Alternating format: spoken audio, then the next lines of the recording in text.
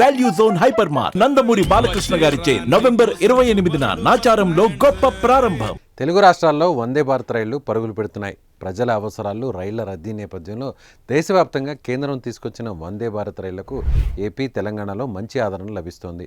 ప్రయాణం సమయం తక్కువగా, సౌకర్యవంతమైన సీటు, అలాగే ఇతర ఫీచర్లు ఉండడంతో చాలామంది ఈ ట్రైన్స్ను ప్రయాణించేందుకు ఆసక్తి చూపుతున్నారు. ఈ నేపథ్యంలో మరికొన్ని వందే భారత్ ఎక్స్ప్రెస్లు ఏర్పాటు చేయాలంటూ పలు చోట్ల నుంచి డిమాండ్లు వస్తున్నాయి. విశాఖ టు తిరుపతికి నడపాలని ప్రజలు కోరుతున్నారు. అయితే త్వరలోనే ఆ కోరిక తీరే అవకాశాలు కనిపిస్తున్నాయి.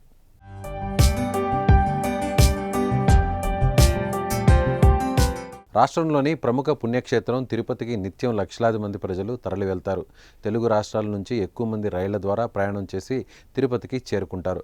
అందుకే తిరుపతికి వెళ్లే రైళ్లన్నీ నిత్యం నిండుగా కనిపిస్తాయి. విశాఖ నుంచి మరింత రద్దీ ఉంటుంది. దీంతో విశాఖ నుంచి తిరుపతికు వందే భారత్ కేటాయించాలని ఎంపీ శ్రీభరత్ కేంద్రానికి విజ్ఞప్తి చేశారు. బుధవారం కేంద్ర రైల్వే శాఖ మంత్రిని కలిసిన విశాఖ ఎంపీ శ్రీభరత్ దక్షిణ కోస్తా రైల్వే జోన్ నిర్మాణంపై ముందడుగు వేసినందుకు కృతజ్ఞతలు తెలిపి వాల్తేరు డివిజన్ను అలాగే కొనసాగించాల్సిన అవసరాన్ని కేంద్ర మంత్రికి వివరించారు. అలాగే విశాఖపట్నం, తిరుపతి మధ్య వందే భారత్ ఎక్స్ప్రెస్ రైలు నడపాలని కోరారు. దాంతో పాటు విశాఖపట్నం, అదేవిధంగా సికింద్రాబాద్ వందే భారత్ ఎక్స్ప్రెస్ రైలుకు దువ్వాడలో షాపింగ్ ఇవ్వాలని విజ్ఞప్తి చేశారు. విశాఖపట్నం, బెంగళూరు మధ్య ప్రతిరోజు రైలు నడపాలని వినతి పత్రం సమర్పించారు. ఎంపీ విజ్ఞప్తులకు కేంద్రం నుంచి సానుకూల స్పందన వచ్చింది.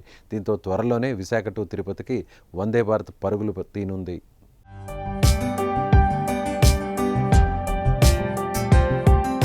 కొద్ది రోజుల కిందట విశాఖ నుంచి దుర్గ్ వందే భారత్ ప్రారంభమైంది. దీనికి ఆశించిన స్థాయిలో ఆదరణ లేదని రైల్వే అధికారులు గుర్తించారు. ఈ రైలుకు మరిన్ని బోగీలు కేటాయించి విశాఖ, తిరుపతి మధ్య కొనసాగించే ప్రతిపాదనపైన చర్చ జరుగుతోంది.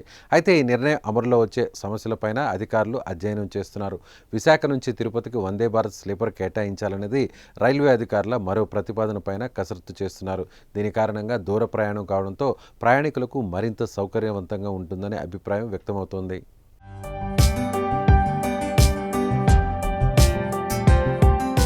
ప్రస్తుతం హైదరాబాద్ నుంచి విశాఖపట్నానికి 2 రైళ్లు, తిరుపతి, బెంగళూరు, నాగ్పూర్ నగరాలకు ఒక్కొక్కటి చొప్పున 4 వందే భారత్ ట్రైన్లు రాకపోకలు సాగిస్తున్నాయి. విశాఖ నుంచి దుర్గ్కు ఓ వందే భారత్ నడుస్తోంది. ఇప్పుడు విశాఖ నుంచి తిరుపతికు మరో ట్రైన్ పరుగులు తీస్తే ప్రయాణికులకు ఇక పండగే.